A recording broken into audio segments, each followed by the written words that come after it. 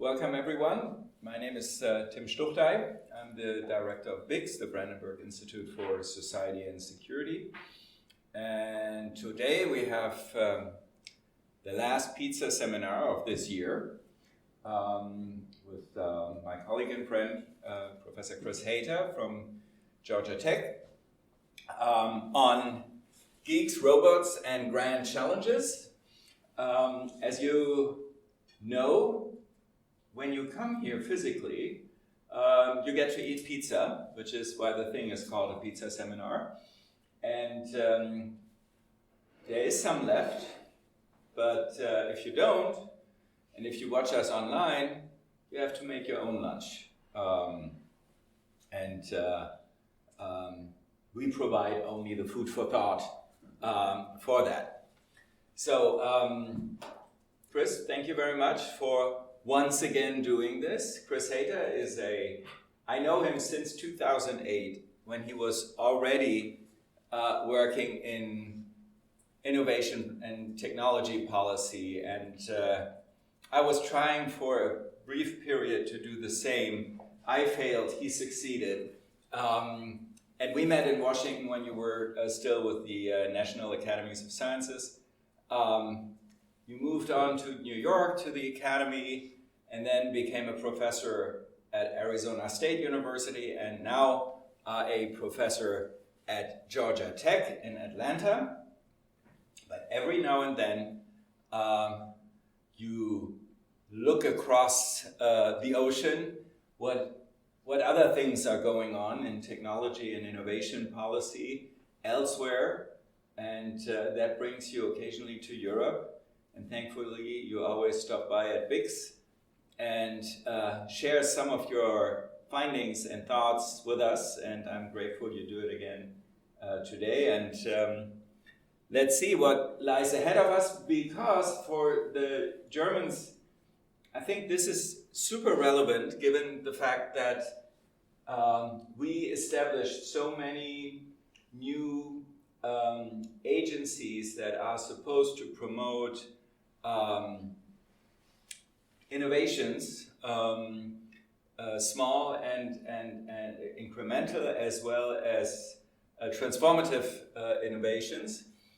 And of course, they all look at DARPA and want to mimic that with only like 3% of the budget and 10 people.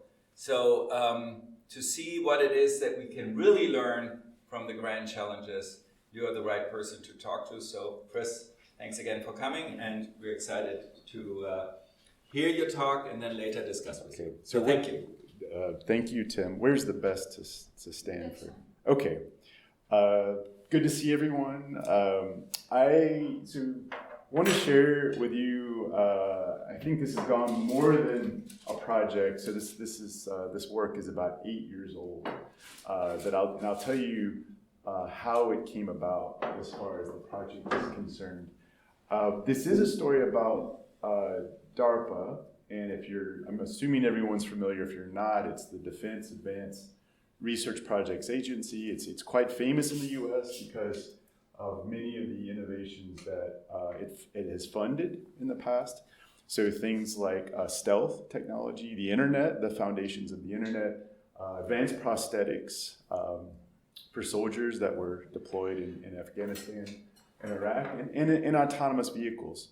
I think a lot of people who work in other countries look at DARPA and just say, oh, well, it's part of the Department of Defense, it's spent all this money.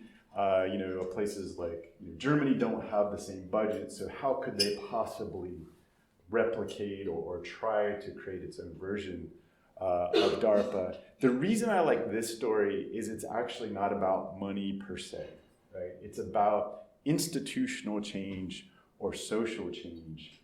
And that's something that I've been very interested in. So I think if there's anything that you got out of this presentation, it's the importance of, certainly economics are important, but it's also the importance of everything else, how we try to understand impact and change and technological contributions in society.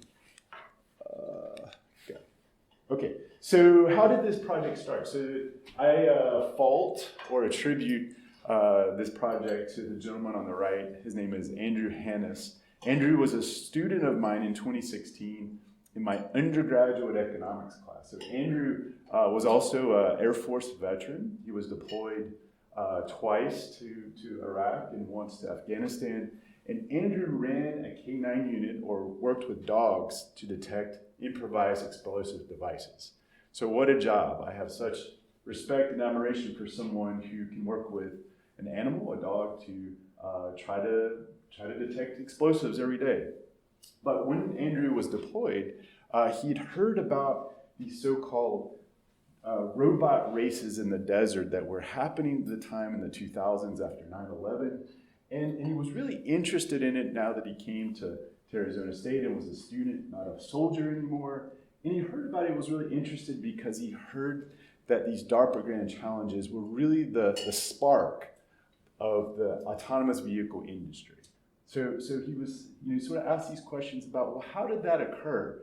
That was really his starting motivation. So this is Andrew, by the way, in 2017. He's sitting beside Red Whitaker, who's known as one of the fathers of modern robotics. This is at Carnegie Mellon at the 10th anniversary of the DARPA Grand Challenge, and they're actually sitting atop Sandstorm, which is one of, which we'll talk about, one of Carnegie Mellon's entry vehicles into these races. So among his many talents, Andrew is very social and went to this event. In 2019, sort of 4 years after I knew I was working with Andrew, I realized that his interest is not going to go away. So I decided to join his team and apply for some grant funding from our National Science Foundation that allowed us to do a bunch of new things. And later we were joined by another former undergraduate student and my colleague and friend Spiro Maroulis on this project. So if you didn't know about robotics, at least in the US context, it was really in the 1960s that DARPA, which was created in 1959 in response to Sputnik, began to fund robotics at the Stanford Research Institute. And one of the first things they sort of created was Shaky the robot here, which was one of the first electronic robots.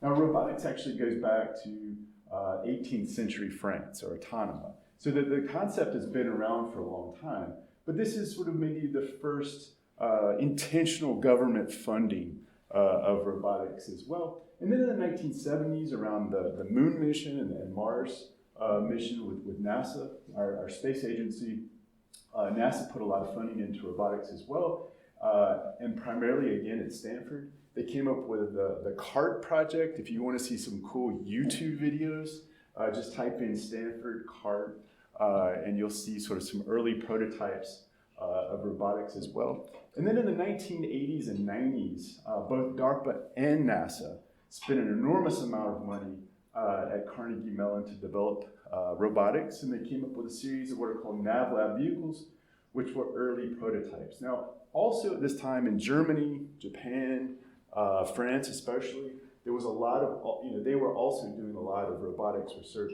as well, but at least this is the sort of American story. So fast forward to the 2000s, you have these events that were actually started for not necessarily very strategic reasons. It's just the director were interested in this concept of a grand challenge or holding a race to sort of see what happens. And all told, these events cost about $40 million, where if you understand the impacts, that was a very, very low budget. But it was important to sort of understand that this preceded, right? These races were preceded by 4 decades of R&D research. So the first 2 races were point-to-point races, where essentially race vehicles were timed. And so the quickest time won, right? And then the third 2007 competition was more of a simulated urban environment, where the robots essentially had to navigate a course, stop at intersections, not hit pedestrians. It was really meant to sort of simulate that real world environment. I want to point out 2 things. So in 2004, no one completed this long race course, right? And a lot of people thought it was a failure. In fact, the media in the United States basically called it things like DARPA's debacle in the desert, right? It was a failure in the desert. So the director at the time said, we're going to do it again in a year, right? We know that people have the capability to build these robots, so let's do it again and let's double the prize, right? And so the second thing I want to point out is also who won these races, right? So you have Stanford and Carnegie Mellon with 2 vehicles, right? And then in 2007 you have Carnegie Mellon and Stanford. So question, is it a surprise that Stanford and Carnegie Mellon did so well given the prior slide on research funding? No, of course not, right? And a lot of DARPA got criticized a lot that this was a setup, right? You just did these races to show off your investments, and you really wanted to make sure your Congress, like our Congress, would continue to support DARPA. That was the narrative at the time. I can see that, but there's a deeper story that we'll tell here in a minute. But just to give you a little bit of a flavor of the races themselves. So this is California, right? So Los Angeles, you have Las Vegas up here, right? Southwest part of the U.S. And so the first 2 races began in Barstow.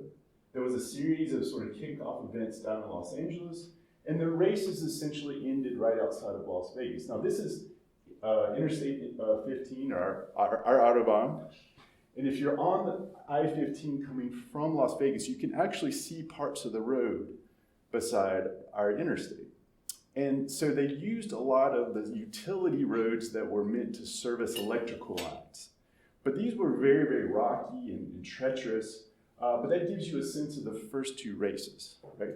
Now, this 2007... So it was not on the street, but on dirt roads. It was on dirt roads. So, and then in 2004, you can see some use of passenger vehicles. Here's a Toyota truck, right?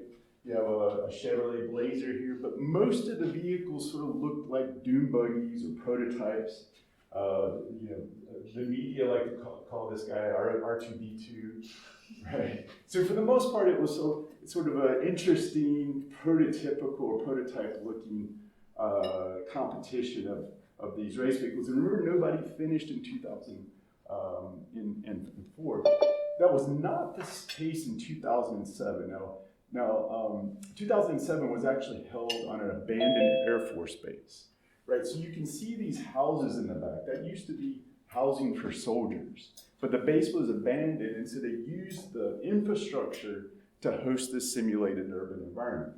So, and of course, you can see all of the cars are regular passenger vehicles that you might see today.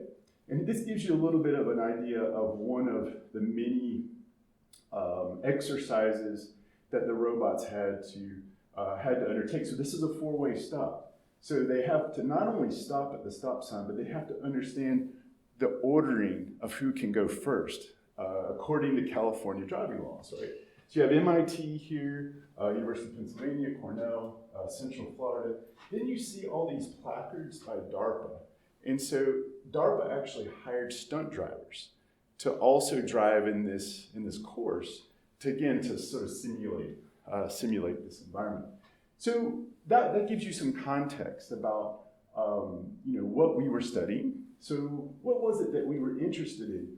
Well, we started reading a lot of the books and newspaper articles that were out there about this event. And in these accounts, people talked about different impacts. So one was human capital. So for example, many of the participants were from universities. They were graduate students, postdocs. And so most of the books and the like sort of talked about these individuals as the founding generation of autonomy, right? They were really important leadership roles in technological. So Stanford won the 2005 DARPA Grand Challenge by applying machine learning or AI to autonomy. So there were these technological contributions that occurred during the 4 years of the DARPA Grand Challenges, and then the industrial and entrepreneurial. We've already mentioned that the DARPA Grand Challenges were sort of attributed with creating this new industry. And then we also know that a lot of companies were started after the DARPA Grand Challenges, the most famous of which was Google Waymo. So essentially, individuals from Carnegie Mellon and Stanford, and then Anthony Lewandowski from Berkeley, came together to create the Google Chauffeur project, which became Google Waymo, which is one of the leading autonomy companies today. And then we were just really interested in sort of the why, the how and the why this impact occurred. Now, I won't go through, this is more for an academic audience, but the way we sort of approached the project is long-term. We said, we know there's a lot to learn. We've already invested a lot of time, so we're going to learn inductively, and as we learn, we'll know sort of what to investigate next.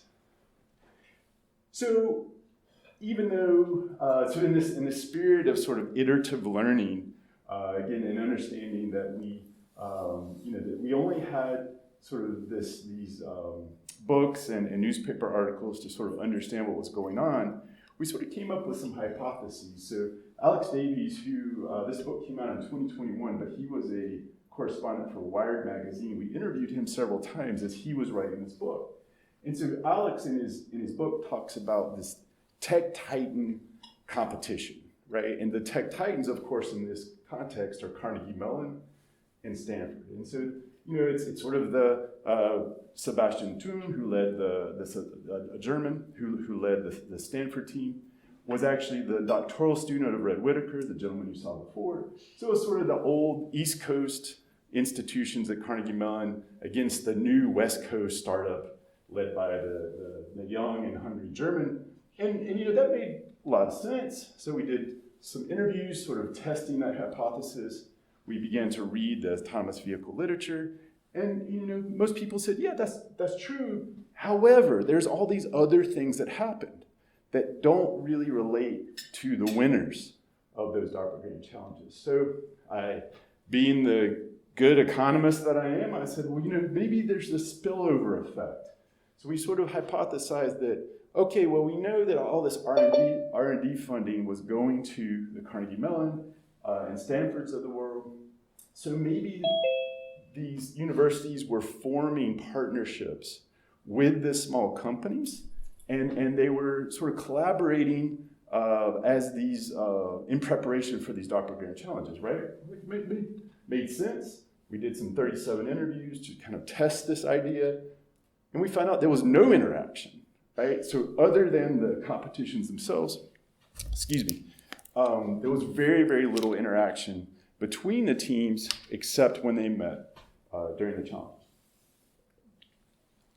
So it was about this time that Andrew actually was able to make friends with a retired general who had been responsible for organizing these DARPA Grand Challenges, and they gave us research gold, which is a thumb drive with about 4,000 files that DARPA had collected during the DARPA Grand Challenges, unclassified, but it was really sort of incredible documentation about what had happened. And so it was about this time that we began, sort of into 2019, that we began to analyze a lot of these things. So this is an example of a Department of Defense or DARPA presentation that they were making throughout the Grand Challenges. And it turns out that DARPA wasn't only organizing this race, they were very systematically trying to understand the capabilities of all the entrants, right? And they were very, very, very systematic about it. So we have, so they basically classified for all three races what they thought were the primary technology contributions, and then they ordered them by gold, silver, and copper. Right, and then so they just gave examples of what they thought were those contributions or those technology nuggets. So you have Red Team, which is Carnegie Mellon, that came up with a new type of sensor. But then you have Phantasm, who was a team of one, who didn't qualify, didn't finish, but yet had come up with a low-cost ultrasonic sensor, which is akin to sonar, that they'd done literally in their basement, right, that they'd come up with. So you have these hobbyists that have no robotics experience, unlike Red Team, that were really coming up with these new components, right, on sort of their free time. That was interesting. Then we were looking at the photos, like DARPA taking thousands of photos.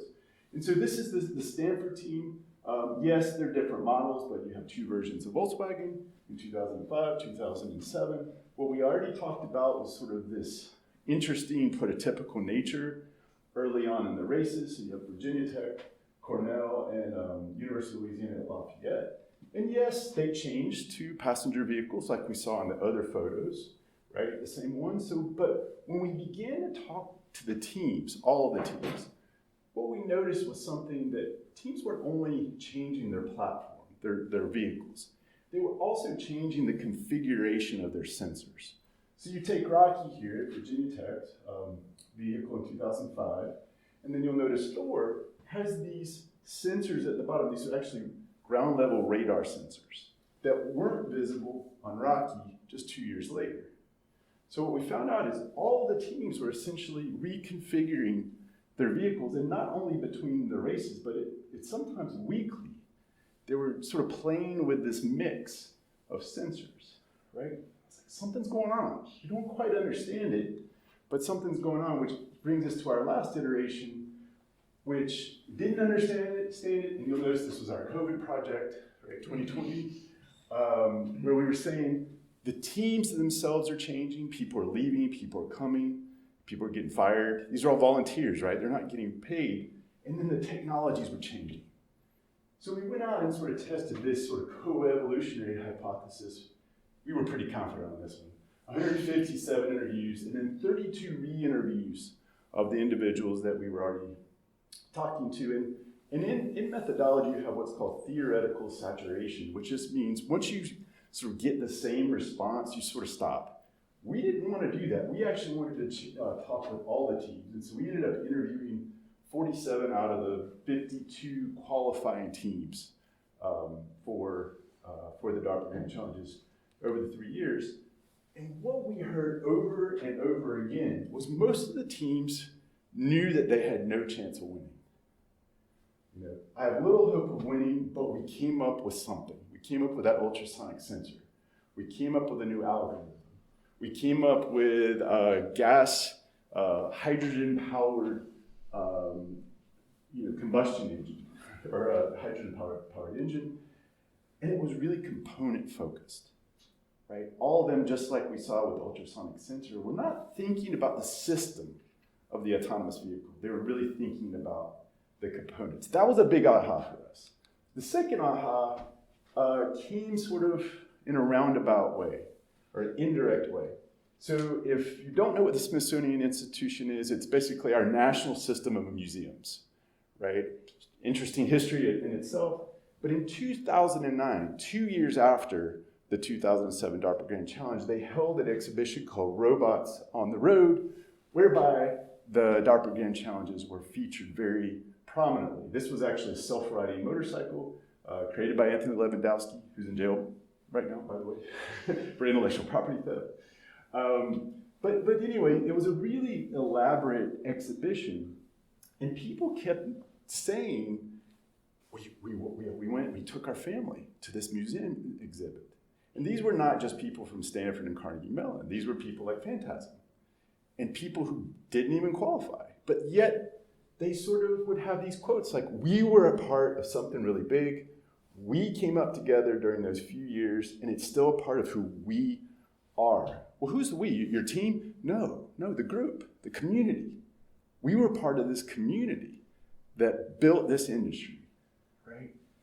That was a real key, but I also know I didn't, as a trained as an economist, didn't have the toolbox to really understand what that meant. So I did some more reading, right? Did some more study. And so it came up, okay, what's going on here is something about identity creation. Now, if you don't know much, we all deal in identity every day. You hear it on the news. But essentially, it's the answer to the question, who am I? Who am I as a faculty member? Who am I as a fan of German beer? Who am I as a son, a brother, right? And then who are we? Who are we as Germans? Who are we as football fans, right? And it turns out that this is really important in research. Why? Because we enact or we behave the way we define ourselves, right? I'm a football fan, then I go to football games, right? I love German beer, I drink German beer. So, and it's really enacted or demonstrated in how we talk about ourselves, right? Oh, I'm a huge football fan. It's symbols such as like how we wear different clothes, a uniform, and then what we do. So if I'm a nerdy professor, I'm supposed to teach, supposed to do research, and supposed to give lectures, right? So that's why it's important, because we can actually understand behavior if we understand someone or a group's identity, right? So there's a lot of opportunities in the literature. I won't go too deep into this, but what's really important is the notion of a field to identity. So I know Tim's a surfer, so a field usually is sort of considered an antecedent to an industry. So if Tim's a surfer, I know that Tim has surfed in California and he surfed in Portugal. Now, if Tim meets other surfers while he's there and they start to meet twice a year to go surfing, then you have an emergent field, right? The field of surfing, right? Maybe they have some competitions, maybe they have parties after they surf. And now how could that translate into an industry? Well, maybe surfing in Portugal is really different than surfing in California. And it turns out there's a lot of companies in California that do surfing, but not many in Portugal. So what if we came up with a new surfboard that was better designed to fit the conditions of Portuguese waves, right? So that's how a field could translate into an industry, right? You see this a lot with user-driven innovation. So just to geek out a little bit more, and there's a point to this. So how do we do that, right? Well, initially we have this idea that we really love surfing, and we're going to get together in our surf club or our surf group to sort of say, here are the rules. We're going to meet every Saturday morning. We're going to have coffee first. We're going to surf in the morning, and then we're going to have a party after. Like that's kind of the rules of the game. So you know very little about surfing. You have to look where the waves are, when they are. Well, there you go. Then you decide to plan things. Right, and this is sort of what the theory says, right? And this is what you're trying to actually prove that it doesn't really work out this way, is really the goal, right? So we might have a prototype that sort of defines what a good football fan is or a good German beer drinker is, and so that prototype helps us explain what constitutes a good something, right? A good son, right? A good brother. My mom hopes that I call at least once a week. So if I'm a prototypical good son, right? And that's important because we can determine if we're a legitimate son or not, right? We have this prototype of what we're supposed to do. Then we can sort of determine whether or not we're a legitimate son. And then we sort of differentiate ourselves based off of that prototype, right? So I'm the older son. That's definitely a differentiation. Maybe I take my mom on trips and my brother buys her gifts. So that's, even though we're both legitimate sons, we sort of differentiate with that. And this is sort of mainstream identity theory. But what mainstream identity theory doesn't really talk about is about these material objects, these robots. How might these robots actually influence what we do, right? And if you think about why would something material or an object influence our identity, do you all have one of these, right? How many people would go back home if they forgot this? They're on the train, they're 10 minutes away from home. How many of you would go back? Yeah, I think it's probably influencing our behavior, right? Maybe not directly, it's not necessarily all of our behaviors, but it's had a pretty big influence on us. And so we're basically arguing that, you know what, these robots, these material objects, actually had a huge influence on the formation of this new field. And it turns out that autonomous vehicles are not just cars, which themselves are complex, entities and machines, but they have all this other stuff, right? LiDAR and GPS, and I mean, most cars have GPS today, but all these other types of sensors that have to work together to basically have a self-driving car, right? So really, what we're arguing, and I'll show some examples of why we're arguing this, is that this interaction with these prototypes between the teams and the robots, these relationships of back and forth, right? The teams were changing, the technologies were changing. We sort of are arguing that that's part of that identity development piece that laid the foundations for a new field. And then when people did get together, right, at these races, it wasn't just the races, it was the qualifying events.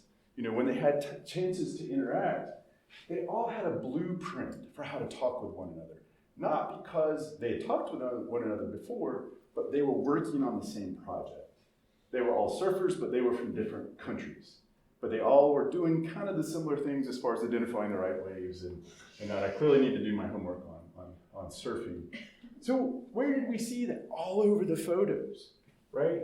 We saw lots of last minute planning, we saw prototyping, we saw tearing things apart, putting them back together. This group is really a fun story. This was a high school group from Palo Verdes, which is a suburb of Los Angeles. Most of us think of Los Angeles for smog and movie stars and cars, right? Turns out there's a lot of aerospace, like SpaceX is based in Los Angeles. And so a lot of smart family, a lot of smart parents that produce a lot of smart kids who can build robots, right? But you see all kinds of photos where they're really focused on this build. And we've seen this in other contexts, right? You've seen this with your phone. You see this with quilters. My grandmother's a quilter, so she's always focused on her quilt, right? And sometimes not so successfully, right? But the focal point or the focal object is really, how do we build this robot, right? How do we do this together? All right, we might need to kick this guy off. We might not bring this guy in, but the object or the goal is always building that robot. This is another photo I really love. This 14 miles an hour, it's like 18 kilometers an hour. Why do I put this? Look at what this guy's hands are, right? So the car is driving itself. And then these are the guys who are really trying to understand what's going on. So MIT, despite the big name, didn't even qualify for 2004, 2005.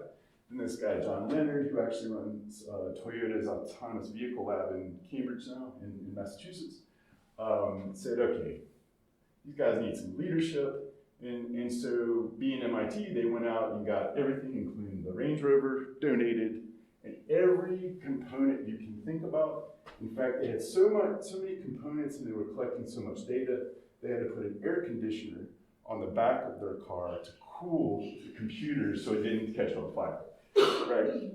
One other thing that's real fun, so the 2007 DARPA Grand Challenge was held November 1st. Anybody know what happens in the United States, now internationally, end of October? It's a big holiday.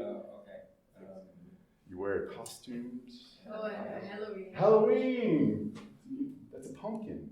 So they're good New Englanders, right? So Halloween, the witch trials and all that started in Massachusetts. There's a lot of sort of historical thing, sort of nerd humor. Yeah, let's put a pumpkin while we're testing it's Halloween time, right? And they're out in the desert. They're out in the California desert, right? So staying true to culture. But the point here is that these interactions are not just with an object outside of us. They're inside of this. People are spending hours and hours and hours and hours driving around and just testing these very complicated machines. I'm not going to go through all this, but I want to highlight, again, I'm arguing that it's this relationship between the material object that's sort of influencing identity development. I just want to use one example it's a fancy word, capability contextualization. All that means is that's taking something I know and I'm making it appropriate to robotics. And so you had 70% of the individuals that we interviewed that had no prior robotics experience. So they had to learn about robotics. It'd probably be a lot more difficult today. Robotics is pretty complicated, but at least in 2004, it was a lot more academic and basic, with a lot less emphasis on building a robot. And the people that were building robots were hobbyists, right? They had high school teams, or they were doing competitions. And so this played out over and over. We had smart people with technical backgrounds, but knew nothing about robotics. For example, so there were two researchers who worked with the US Office of Naval Research. They were experts on sonar. And they were experts on sonar on submarines for the detection and navigation of submarines. So they had a nephew who was at a well-known technical university who wanted to participate. They're like, great family project. And so these researchers, they produced a robot, didn't do anything. In fact, it caught fire, on one of the competitions.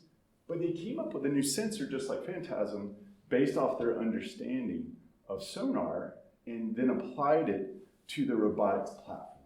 So again, you see that the platform itself didn't do anything, but they really created something new, right? So that was a really important piece that played out in algorithms, it played out in communications among the sensors and the like. Now remember, the second piece is these sort of short-term interactions where people understood what each other were learning about and could sort of understand how each other was distinctive. So you have hundreds of photos like this when people weren't racing or participating, they were talking about their robot, right? Sort of show and tell. Let me show you how I'm unique. Like I don't know about algorithms, but look at this sensor that I created, right? And so the robot became sort of an artifact or showpiece. And you see this over and over with these are all bays. And so you see a lot of interaction. When people were competing or they were qualifying, it was a very, very supportive event. And remember, most, not Carnegie Mellon, not Stanford, most of the qualifiers and the participants, something was wrong, right? It would go off into the desert the wrong way, it would blow up, it would hit, there were a few injuries of like robots hitting the wall at 80 kilometers an hour, right? And then people would just cheer. Like, oh, you know, why? Because they knew the difficulty of building that robot, right? It was something new, it was something creative, and they were also very supportive of like, oh, wow, that's really cool, right? They were supportive of these new sensors that was created. The other reason that they would cheer that wasn't very nice is when Carnegie Mellon wiped out in 2004, right? So this was the Death Star, right? This was the Imperial Empire that had received billions of dollars for 4 decades and built this incredible robot team. So Carnegie Mellon charters buses, they pull up, you know, you have 2, 4, 5-person teams. Carnegie Mellon pulls up with 150 students. They have uniforms. In 2005, they had skywriters. And then Red, whose picture is a great guy, but he's very, very confident. He's full of himself. He talks smack, we say in English, right? So really competitive. And he was going to show how good we are. And so people didn't really like Carnegie Mellon, right? And people thought that Stanford was the better version until they figured out that Stanford was also not doing their systems integration. Do you know who was doing systems integration for Stanford? Volkswagen. Yeah. So, you know, all these teams are trying to do all this work themselves, and Volkswagen said, well, you guys just focus on the algorithms. Just focus on what you're good at. We'll do everything else. We'll even provide 2 vehicles for you. So that also changed people's opinions of Stanford as well. So when people were getting together, you have this, you know, we have role models or prototypes of what we want to be. We also have role models and prototypes of what we don't want to be, right? This sort of notion of an oppositional identity, but having these Imperial Empire, big name universities participate was actually pretty important because what it did was allow these small teams, what we call the geeks, right? The underdogs. It allowed them to redefine what success meant. We're not going to build a platform, but we are going to contribute to and do something that Carnegie Mellon and Stanford didn't do, and that's really, you know, creating a new ultrasonic sensor, creating a new algorithm, right? And the way they defined it was frugality. They said, this came up in 40 of our interviews where people were saying, you know, we spent $10,000 or $20,000. Carnegie Mellon spent at least $5 million to win, you know, the $2 million or like the $10 million to win it. But we spent, you know, $20,000 and look what we did, right? So it really became about innovation and component innovation as well. So kind of wrapping up here. So contributions, I mean, as I mentioned in the beginning, you know, things like certainly resources are important, but other things can be just as important. There's this notion of cultural entrepreneurship or meaning making. Like a lot of times that can be just as important of a motivation as money, right? That people are showing up to do this not for the money. They're showing up and doing this because other people are doing the same, and they're really passionate. They want to make it a project with their nephew. They want to see who else shows up, right? So it was really a social event. And this is really a response of what Mike Lounsbury calls the modern pathos of entrepreneurship research, where we only focus on resources, right? Working in the public sector, the number one sort of response in universities, in governments to the desire to spur innovation is the creation of the fund, right? It's the curse of the fund. Funds are important, but if you don't have sort of the social capital, the motivations, and sort of the direction, then funding can be wasted, right? And it may not be the best solution.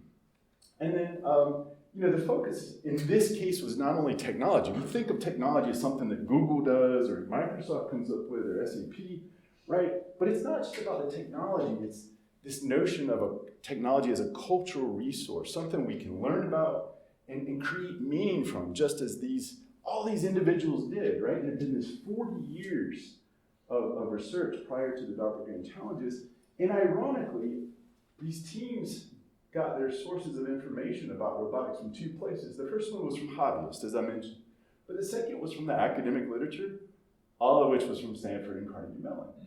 So they were really important contributions that we can't discount, but it was a different sort of stage or step to turn that into a functioning component or a functioning architecture.